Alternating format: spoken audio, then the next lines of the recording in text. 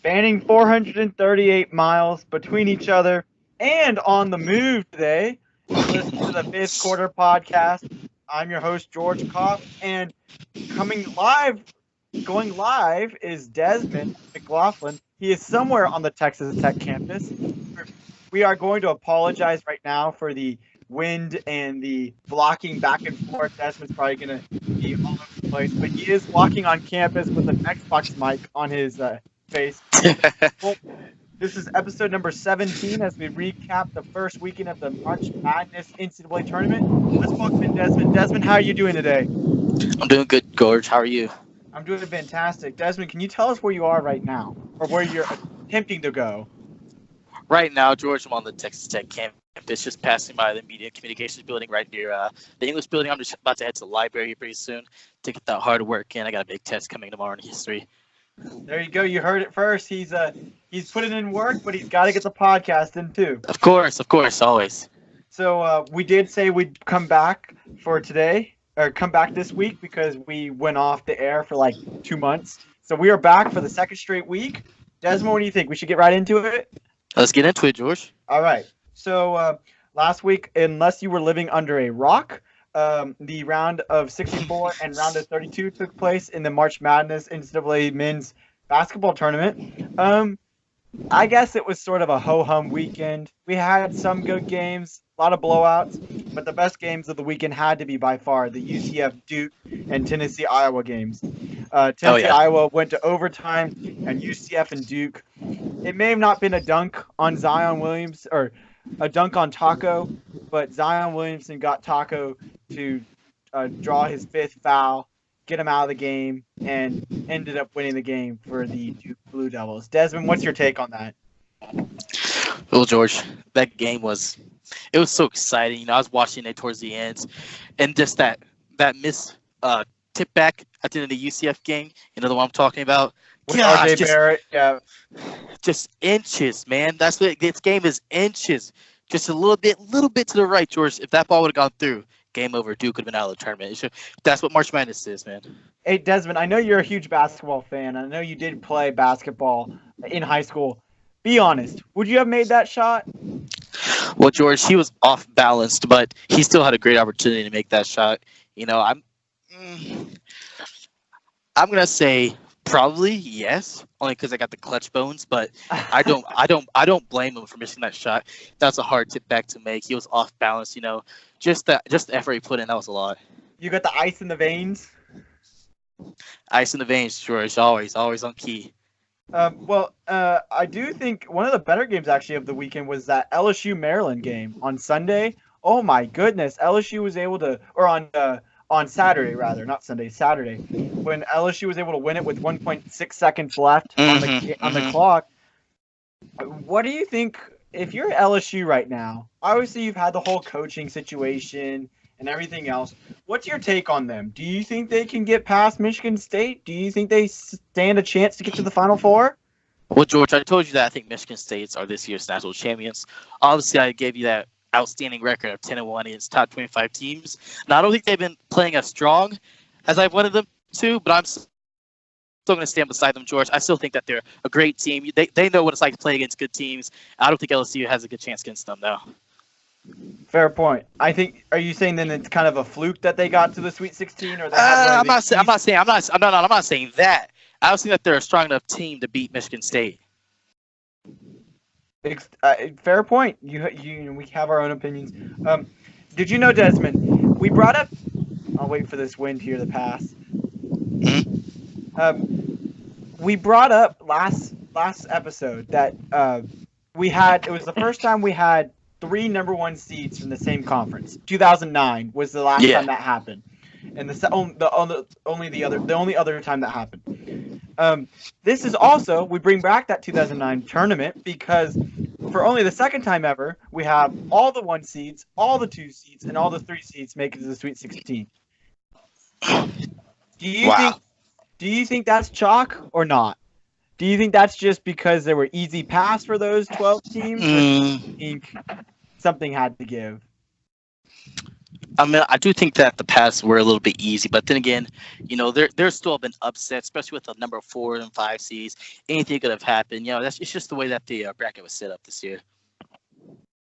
Yeah, I don't know. It's kind of strange, and I think because of that, we do have still one perfect bracket. There's a man out there in Columbus, Ohio, whose bracket he almost didn't make. He made it in the last 20 minutes before the tournament started on Thursday morning. He called it. He was sick, and you can read more on NCAA's on the NCAA.com website. They have a full feature story on him, and it's the first time we ever will have a perfect bracket going to the Sweet 16. Desmond, I ask you this. How long does it take for that perfect bracket to get busted? The first game of the tournament, or the first game of the Sweet 16 is Florida State Gonzaga. Now, mind you, let me tell you this. He has all chalk. He has all the higher seeds winning. That means the 1-2 seeds are the 8 teams in the Final Four. Or in the Elite 8, rather. So how long does his streak stay? He's at 48 consecutive. How many more games does he get? Dang, George. I think it's gonna get down to the honestly think it's gonna be the I think it's gonna be the Texas Tech game, George. I know I might be like having a little too much strength, but I honestly think that we have the chance of beating Michigan. I do too. No, I do too. That would be, if that was the case, that would mean 50 consecutive games. But I mean, isn't the Purdue game is before then. I have Purdue beating Tennessee, so I could see that 629 game Purdue against Tennessee. I didn't see that they were playing before Texas Tech, but I think that game will ruin his bracket. I definitely think he won't make it to the Elite 8 with a Purdue. No, for sure. I don't think so. No. For me, I think it might be the first game of the Sweet 16. I think Gonzaga, Florida State might wreck his bracket. Ooh, you think Florida State's gonna win? We'll talk a little bit more about that when we get to our game picks. But speaking of Texas Tech, you just mentioned them, and you're around probably a bunch of Red Raiders right now on campus. What do you think their chances realistically? We said that you said last week that they had a very good chance that they're probably just going to get to the Sweet 16 and they were going to lose to Michigan. You were pretty dead set on that. They have a matchup with Michigan. Do they get past them into the Elite 8, or is it game over? Well, if I was being realistic, I would say no, they don't beat Michigan. Michigan played well against Florida, almost beat them by 20. I know Texas Tech played very well against Buffalo, but also again, like Buffalo wasn't a strong team. I really thought everyone was saying that they're a strong team. I was telling them, no, they're not a strong team. They're not playing against conference. They don't play against good teams, and obviously showed. But it'll be an interesting game. Yeah, Michigan has some really good guard play, and they have pretty stellar 3-point shooting. So I don't know. I say that Texas Tech will get past them. They are dominant because of their points in the paint, and they can just post up on any of those. And especially the defense. The defense is good. Yes. But I think with Texas Tech, they have a very good offensive production. They have a tall team as well, which means that they're going to be able to dominate in the paint and dominate. They're going to be able to dominate over those big guards and the bigs for Michigan. So it'll be it matches up really well on paper. But you know what they always say about March Madness? You're always going to have some sort of madness. Something's going to mismatch, and that's how games get won and lost. So we'll see. And then the other Texas team in the Sweet 16, which first off, I need to apologize to all you Baylor fans. I predicted that you were going to lose in the first round to Syracuse. That's on me. I apologize. Congratulations on getting past Orange and putting up a heck of a fight against Gonzaga. So kudos to you, Desmond. You can laugh here if you really want to, because remember how I said they stood no chance at all. Yeah. But so there's where my apology is for Baylor. But for Houston, who's the other Texas team in the Sweet 16, they face Kentucky. It's first time that they're in the Sweet 16 since 1984. They are looking to get to their first Elite 8 since that 84 season when they were the tournament runners-up. Desmond, what's the matchup? What do you think? What do you think we're going to see? Do we see PJ Washington for the Wildcats? Do we see the Cougars get better on the 3-point shooting? Your thoughts? Well, George, I also want to apologize. I think Houston stood a chance getting Ohio State. I think I put Ohio State winning in almost every single one of my brackets. They obviously came out almost won 20. Congratulations to them, all my Houston peeps. But I don't. Let's be realistic here, George. It's Kentucky. They've been here before every single year, George. They know what they're doing. I don't want to be too hateful on Houston based off what happened against Ohio State. But I think Kentucky still's got this in the bag. Okay. Yeah. I personally, I think if Kentucky is a great unbeatable team with PJ Washington. Without PJ Washington, they're just decent. They're good, and they can get past teams. I mean, they got past Wofford because they could defend the 3, and for crying out loud, the Terriers could not even make a single 3. I'm looking at you, Fletcher McGee. Like, come on, get your 3-pointing shooting in check. Like, come on. And I think the Cougars will have better 3-point shooting. They were only 28%. They only made 28% from the 3 in their first 2 games of the tournament. They'll get better. They had a few days to regroup, refocus. They're playing in Kansas City. They don't have to play Kansas. Kansas is gone from that part of the bracket, so no hometown team. You've got Auburn, you've got North Carolina, Kentucky, and Houston. You've got a good matchup in Kansas City. I think Houston makes it to the Elite 8. They'll face North Carolina, and then who knows? We'll see. If they face North Carolina, it will be an overtime game, and it will probably be a North Carolina victory. If they face Auburn, Houston's going back to the Final Four. You heard it here first. If they are able to beat Kentucky, they'll basically be able to beat anybody. They'll bust my bracket because I think I have Kentucky. I think I have either Kentucky or North Carolina coming out of the bracket, but you get the gist, right? You get the idea.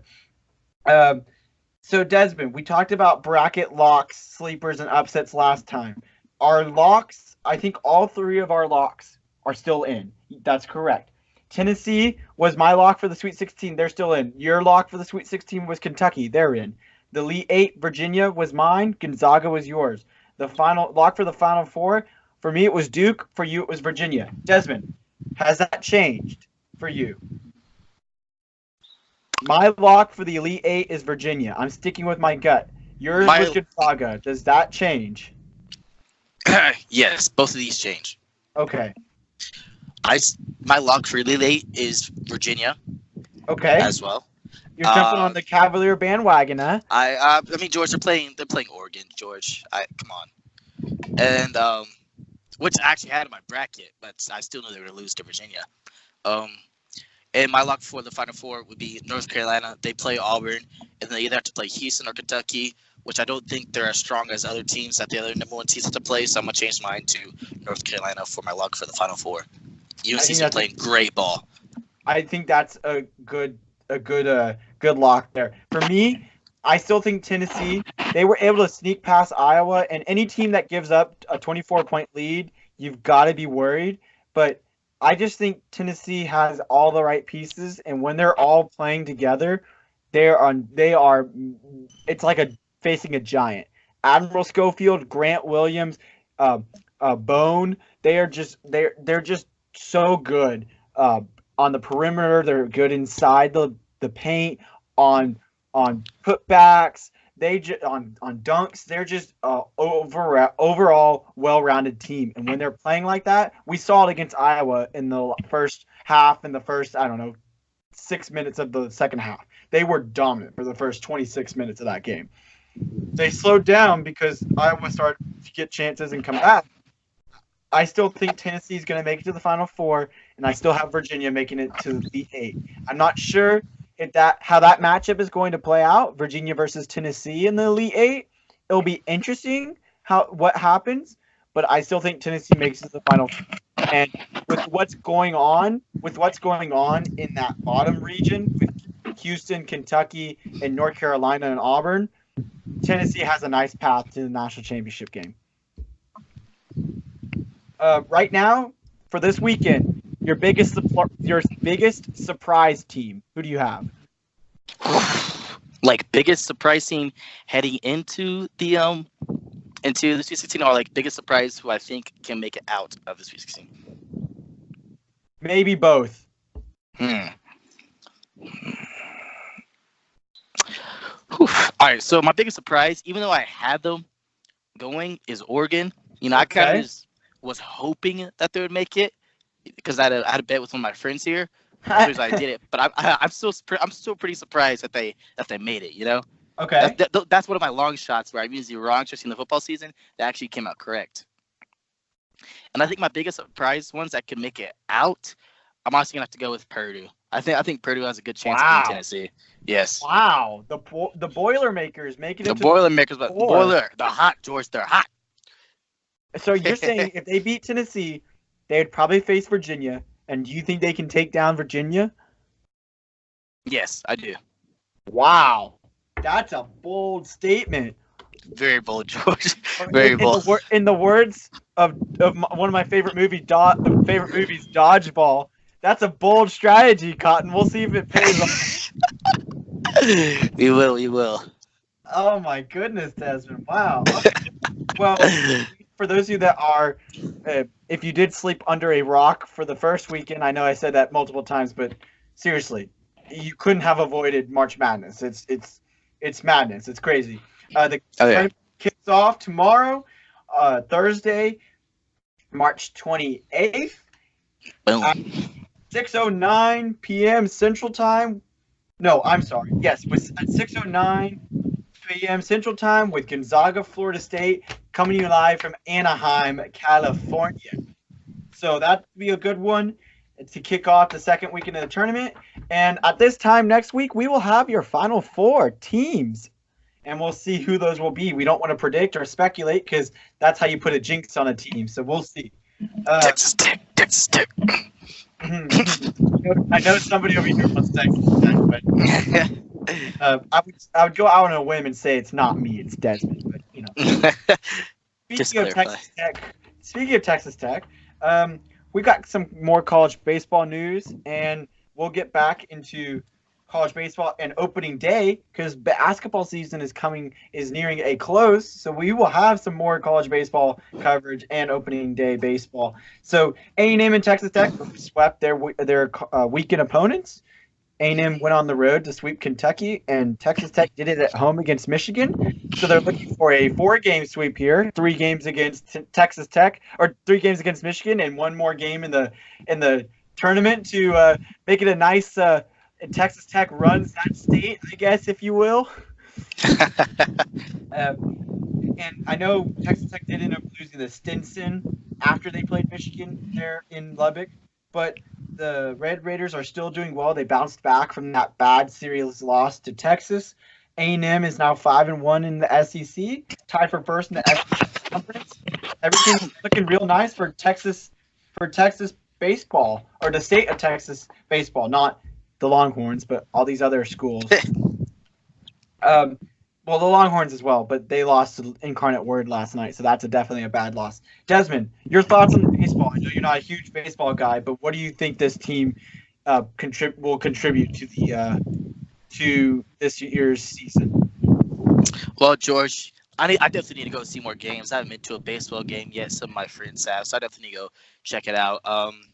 I know that there talks around the campus. I'm not really a big baseball fan, but they're saying that we have a good chance of making it back to Omaha this year. So I'm definitely excited for that. I did hear about us being Michigan, and I just honestly, George, I need to go watch some games. I've been so focused on Jarrett Culver, Marietti, watching all these games. I've been focused on basketball season, but what's gonna happen if we lose? What am I gonna go to? I have to go to baseball.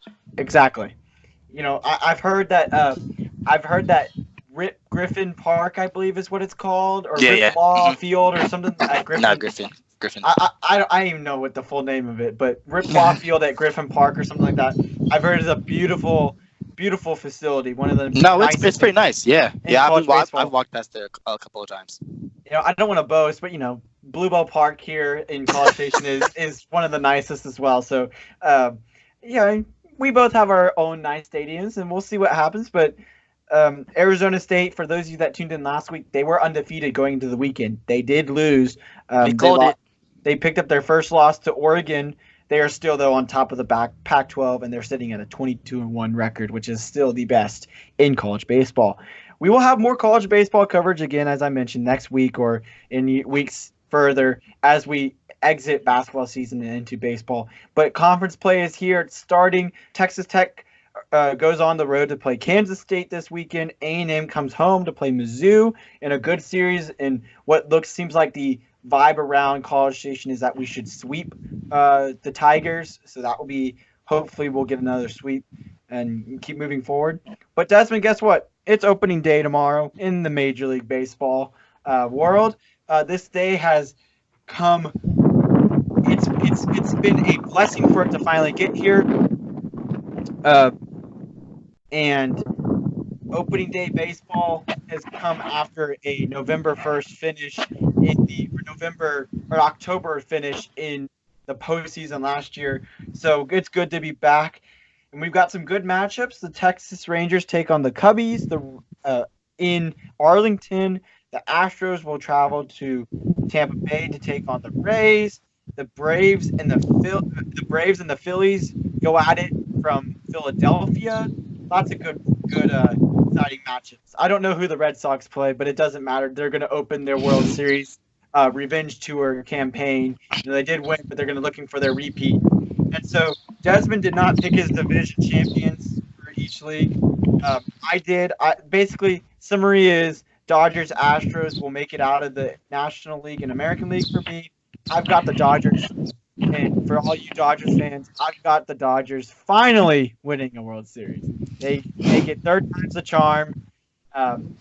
And my Astro fans and people on my timeline, if I release that, are going to be very upset because I have a lot of Astro fans. And remember, I'm a Rangers fan. I'm from Houston, but I'm a Rangers fan. So they may not be so happy about that. But that's the thing. I've got the Dodgers in 6. Desmond, you said you had the Red Sox beating the Giants. How many games do you think? Sweet Caroline.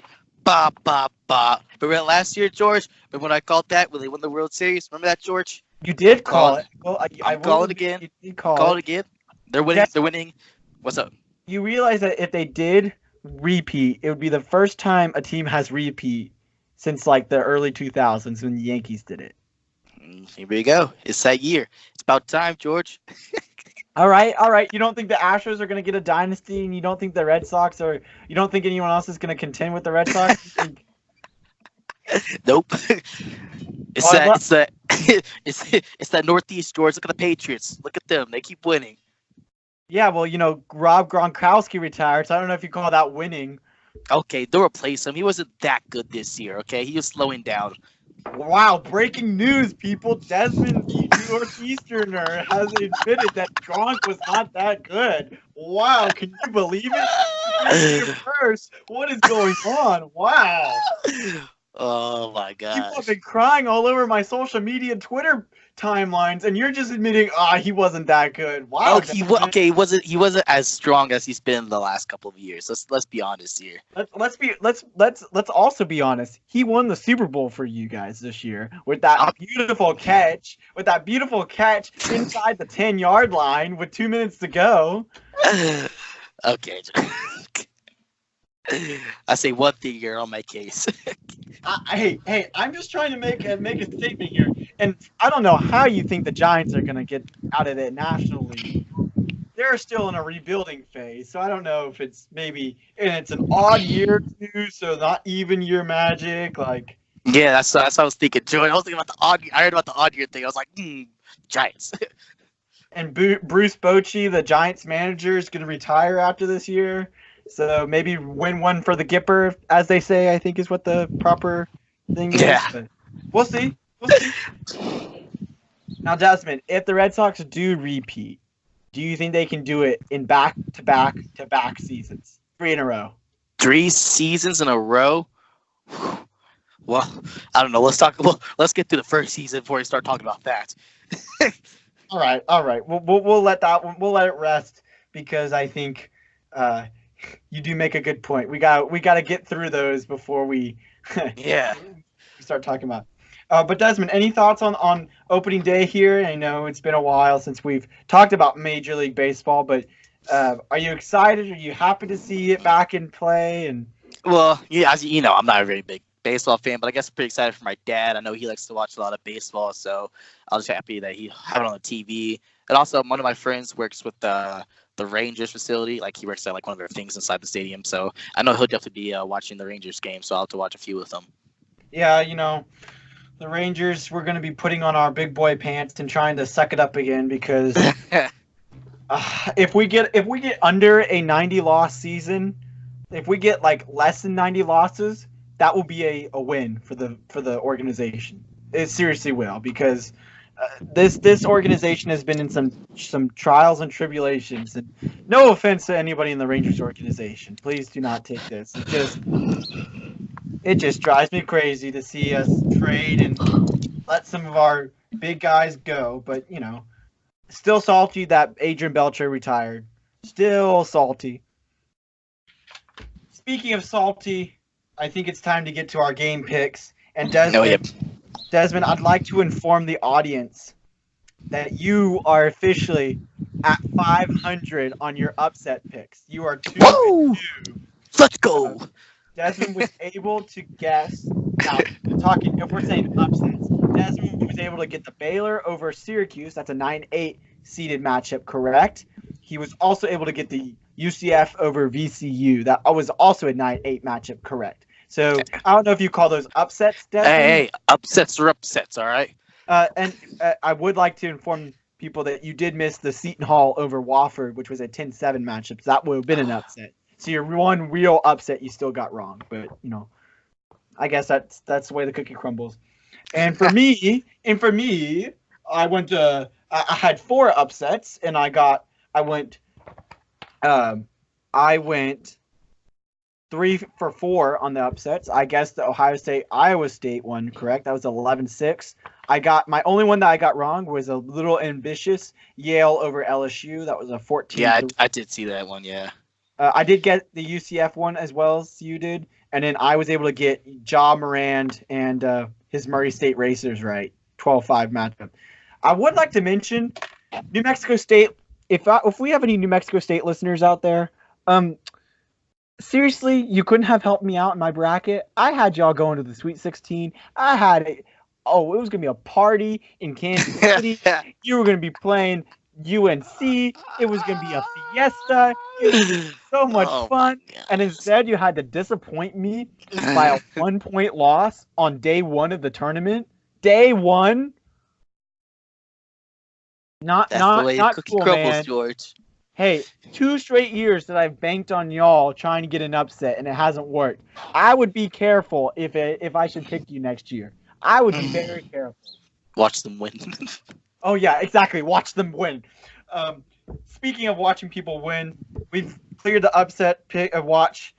I'll just say this. I've got 3 upsets this week of the 8 Sweet 16 games. Desmond, I believe you have 2, 1 or 2. So yeah, I have 2. We'll get into this. The first one is, and I will say the higher seeded, that means the 1, 2, 3, whatever team first before I say the lower seeded teams. Michigan, the number 2 seeded Michigan Wolverines take on the number 3 Texas Tech Red Raiders. That's a Thursday night game in Anaheim. And you, Desmond, I'd like you to play some fun and games with me here. Do you know where Disneyland is? Disneyland? Yeah. Isn't it in California? Yeah, it's in Anaheim. And you know what Disneyland is called? You know what the little slogan is? Like the greatest place on earth or something like that? Yeah, the happiest or greatest place on earth. And you know how when that song, it's like, when you wish upon a star, what will happen? Yeah. What happened when you wish upon a star? Makes no difference who you are? The last part. Dreams come true, right? Yeah. So, Desmond, you're going to like me for this one. The Red Raiders going to make a dream come true. They get to the Elite 8 for the 2nd straight season. I've got Texas Tech in an upset by 7. What about you? That's what I like to hear, George. Texas Tech definitely going to win. I think it's going to be by 9, actually. But I like you're on my path. Yeah, I just think, I don't know. Michigan is good, but Texas Tech is better. If you can beat a Kansas team in the regular season by like 40 points, Yes. you're doing something right. Kansas is good, and they've not been as great. But if you can still beat a traditional program like that by 40 points, you're doing something right. So, yeah, I'm taking Texas Tech, and you are too, and hopefully they'll be able to take on. Hopefully they'll be able to knock off either Gonzaga or Florida State and get to the Final Four. The next matchup that we have is a Friday night matchup. I believe it's the last. Yes, it is the last matchup of the Sweet 16.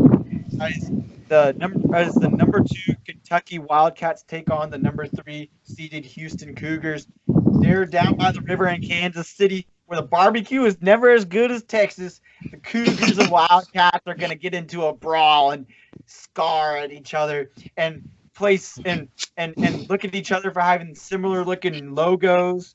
I think the first team to get to 60 points and have more than 7 3-pointers made wins this game. And that, my friend, is going to be Corey Davis and the Houston Cougars. Houston by 4 in an upset. Surprise me, Desmond. What do you got? George, I don't know if it's that Houston pride you have, but I don't see Houston beating Kentucky. Kentucky, they've been here before. They're here every single year. The coaches know what they're doing, George. I have Kentucky by 12. Wow, big time. I mean, that's not that big. It's somewhat. I mean, that's like a 4-possession game. Or 6 if you're talking all layups, and we might see a lot of layups in that game because three-point shooting has not been great for either one of those teams. Moving on, we've got North Carolina and the number 1 seeded North Carolina Tar Heels taking on the 5 seed Auburn Tigers. The 5 seed Auburn Tigers are kind of an underdog this year in the Sweet 16. You wouldn't expect that in other years because you usually get a lot of double-digit seeds and some 8 and 9s here and there, but this year, since you have so many 1, 2, and 3 seeds, you've got an upset as a 5 seed. So that's also in Kansas City. That's Charles Barkley taking on his coworker Kenny the Jet Smith there, who went to UNC, and there's a reason why UNC got a 1 seed. And that's because they're just been dominant. Nobody's stopping them. They're like a rampage. Hence the name of Stargill, a rampage. Get it? Rampage. So I've got UNC beating Auburn by 9. I definitely agree with you, George. I'm going to say UNC by 15. I'm going big on this one. Yeah, I don't think there's any. Yeah. I think they beat Auburn by 15 in the first half. But they survive a comeback from Auburn and put it at 9, hold the brakes at 9 as their final score. So we could see a double-digit win though. I wouldn't be surprised if it's by 15, 10 or 15 like you've predicted. In the 4th game here, we've got another game on Friday in Washington D.C., the nation's capital.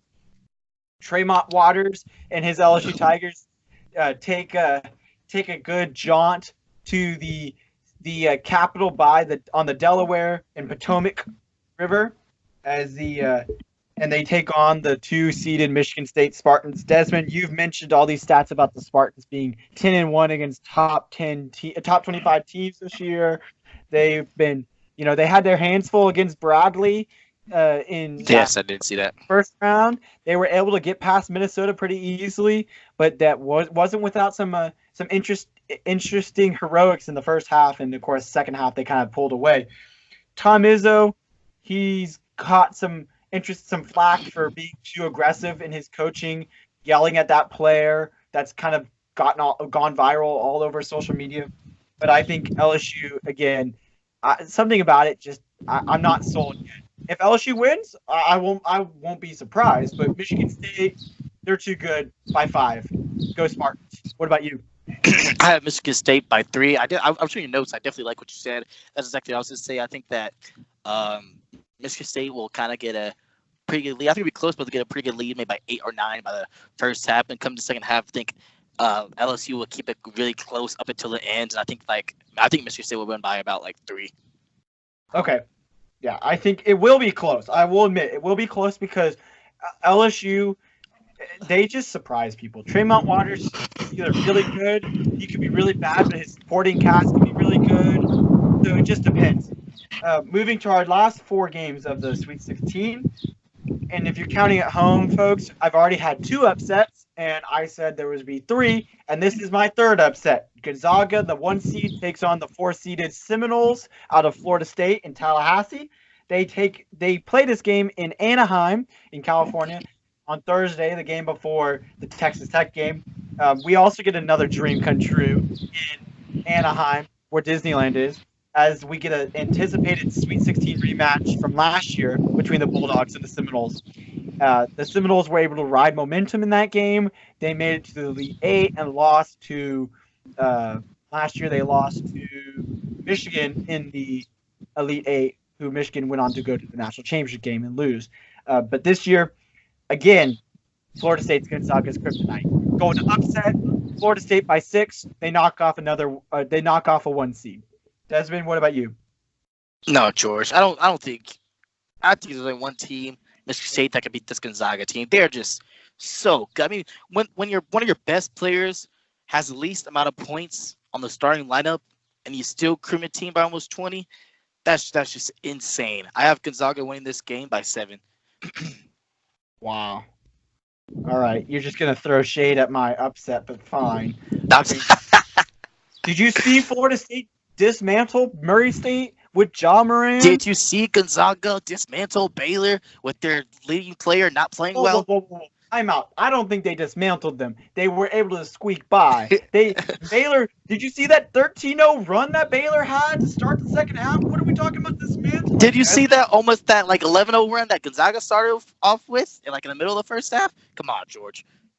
Hey, that game was all about runs, I guess, if you want to go with it. But Baylor, the only reason why they lost was because they what was his name? Vital, I think is his name, had 4 fouls for most of the second half. All right, if he doesn't get one, if he plays with 3 fouls for most of the second half, they're going to keep him in and he's going to make the comeback. But no, he had to be taken out because you don't want to risk a 5th foul halfway through the second half. That's a waste of a player. Now you're stuck. Then you're going to lose by 25. Last time I checked, they only lost by, I believe,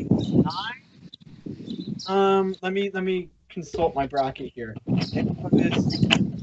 They lost by 12. 12 was the final score, and 5 of those points were in garbage time. I don't know if I say dismantle, Desmond, but all right, we'll move forward because we could be arguing about this all day long.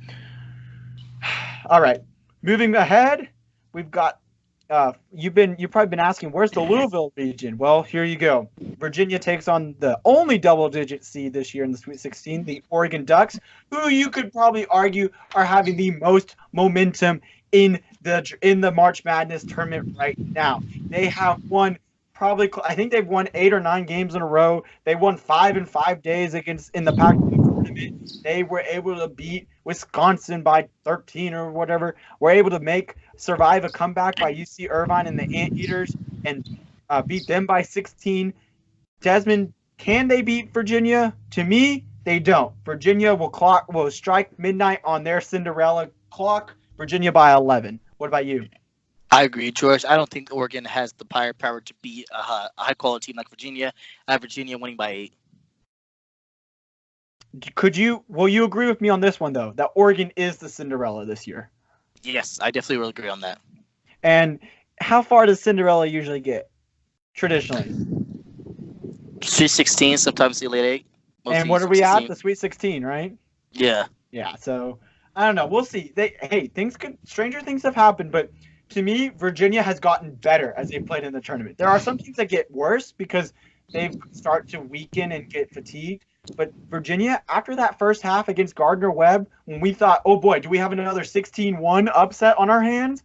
They have played dominant basketball. They were dominant out of the gates against Oklahoma. As they finished off that Gardner-Webb game, I think it was like 23-6 run or something like that in the last 15 minutes of the game. It was crazy. So they finish that game off. Then they start like 11-0 on Oklahoma. Doesn't let Oklahoma get any momentum in that game. So you gotta think this is going to be a game of momentum. Whoever has the most is probably going to win the game. And Oregon, don't count them out, but Oregon could make a case for themselves. But Virginia is going to be better. They have too much talent and too much firepower. Now, Desmond, in the game you've been talking about, and the game that I have been talking about because I think it's got my national champion in it, Tennessee and the Volunteers take on the Purdue Boilermakers, the 3 seed. That's Thursday. That's the early game in Louisville. If there's anyone in the country right now that can knock off the Volunteers, I will agree. It's Purdue. Or it's a Big Ten team. Iowa had their chance. Couldn't get it done. Purdue's going to get their chance. Can they get it done? They're going to need another big game from Caleb Edwards, their star player, who I think had 45 against Villanova, something like that. I don't know. I think the Volunteers are kind of like that team that is going to double team, triple team, do whatever they can to get the ball out of the hands of the star player, that being Edwards. And yes, Purdue's got a lot of playmakers, but I don't think Purdue can get it done. I've got the Volunteers by 6, moving to the Elite 8. What about you, Desmond? Well, George, I think Purdue does have what it takes. This is my other upset that I've been talking about. I've been talking about this all day. I see Purdue going in. I have them winning by 5. What do you like about it? I know you've been mentioning it, but what specifically do you like about Purdue that you think matches up better against Tennessee than the other way around? Tennessee matching it better than Purdue. It's kind of like gut you feeling, George. I mean, I know I had high hopes for Villanova. I'm just talking about them being in the, going really far in the tournament the last couple of years.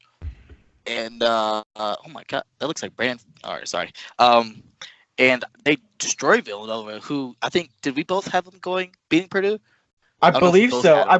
I had them as well. Yeah. So if you had them, then yeah, we both did. Yes, and they destroyed them, George. And I don't know. I think Tennessee played Iowa and Colgate. I mean, they haven't really played anybody like that great. Yeah, I think Purdue had more. They beat Auburn in the SEC championship game by like 20. Okay, and Auburn's in the Sweet 16. But Auburn's still not that good, George. Okay, fine. If we're looking at it that way, they beat Kentucky. Regular season. We were talking about March Madness, George. All right, Desmond. But look at the. I see your point, but Colgate they were a pretty good team out of the Patriot League. They gave Tennessee a run for their money, but so did the other 15 seeds. Michigan State had their hands full with Bradley. Abilene Christian. Okay, forget about Abilene Christian in Kentucky. That's the only exception. Michigan and Montana. Montana was on the edge there. They had a chance, and then Michigan kind of put them to sleep. But what I'm trying to say is each team is going to have that one team that's kind of going to be the one that is like a thrown in their back. It's going to keep stabbing at them. George, all I'm saying is think about it. Purdue, they're Edwards. He's averaging about 32 points per game in the matchup. Last time Purdue and Tennessee played, Tennessee won by, I believe, 3 in overtime. And didn't Tennessee blow a 25-point lead to Iowa and forced to go into overtime? Isn't what happened last game? Okay, it did, but can we talk about how Iowa had the heart to come back? That's not just blowing a huge lead. That's also having the will to come back, the drive. Yes, but you also need to have the will to not let them come back.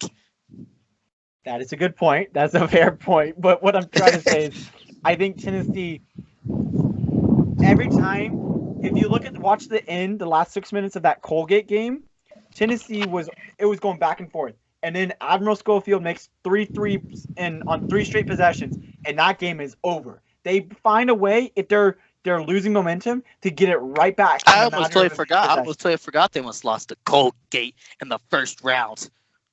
All right, Desmond. All right. I think, can we agree, though, that might be probably the most entertaining game of the Sweet 16? Yes, I definitely agree. I think that one and the Michigan State LSU might be the 2 closest games. North Carolina Auburn will be interesting because, of course, you have Charles Barkley and Kenny Smith. They're going to be getting at it on the studio set at halftime. You know it. You know it. They're going to be on each other's face. But we do have one more game. You've probably been counting. But, again, that Tennessee-Purdue game tips off Thursday, 6:29 p.m. Central on TBS from Louisville, Kentucky. So that will be a good one to tune in for sure. And finally, our last matchup of the Sweet 16 before we wrap up our podcast episode, Duke, the team that barely squeaked by UCF on a prayer to the basketball gods, takes on the fourth seeded Virginia Tech Hokies. The Hokies are making it to the Sweet 16 for the first time in school history. This is an all ACC battle. Speaking of battle, Zion had his battle with Taco in the last round, and Duke is the worst 3-point shooting team in the nation right now.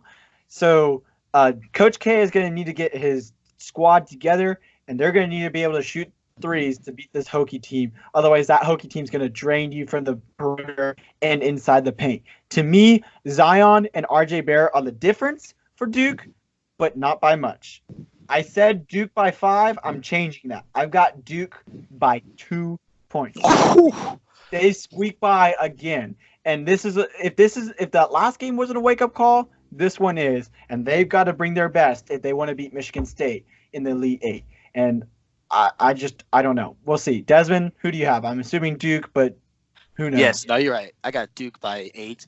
And I definitely think that last game was definitely a wake-up call. They feel very lucky that tip in at the last second miss. So I definitely think that they're going to come back out to have something to prove. Let all the voters know, like, you have nothing to worry about. You know, last game was just a fluke. And we're back in our A game. And that game is on Friday. A late game on Friday on CBS in Washington, D.C. So that will be a good one. I don't know. Virginia Tech is good, but Duke just needs to be careful. If they make a mistake here down the road, we could see them losing to Michigan State. And I don't think anyone wants that because then Duke, of course, 60% of the brackets in America are going to be broken if they weren't, even though they were already, but they're still going to be broken because they have Duke as their national champion. It's crazy. Well, I guess that puts the buzzer, Desmond, our trademark buzzer. Oh gosh, that was terrible, but okay. Allergies. It's a Lubbock air. The Lubbock air. There you go. On episode number 17. We'll be back next week, probably same time, same place, same bat channel, to break down the Sweet 16 Elite 8, talk about who's in the Final Four, give you some more baseball. I guess opening we'll recap opening day, talk about what's going on, and feel free to still try to follow us on our social medias. Give us a like and subscribe on YouTube. We would appreciate it. Trying to grow our brand here, and we do want to let you all know episode number 20 that will be in 2 weeks or so is going to be a mailbag episode.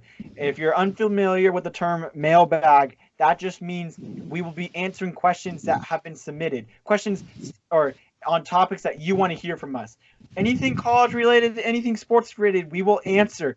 We will make that our section. We'll make that our theme of the podcast to celebrate 20 episodes on the YouTube on the air. So, we'll remind you again next week and the weeks coming, but feel free to tweet those questions at Desmond and I's Twitter. You can probably find those on Twitter. Give us an email, like us on Facebook, do whatever you need to do to get your question. We'll figure it out. So signing off for the 5th quarter this week, Wednesday, March 27th, 2019. I am George Koff, and in Lubbock, Desmond McLaughlin. Signing off for the 5th quarter. Adios, Giga Aggies, and I guess Wreckham Tech, but Giga Aggies. Adios.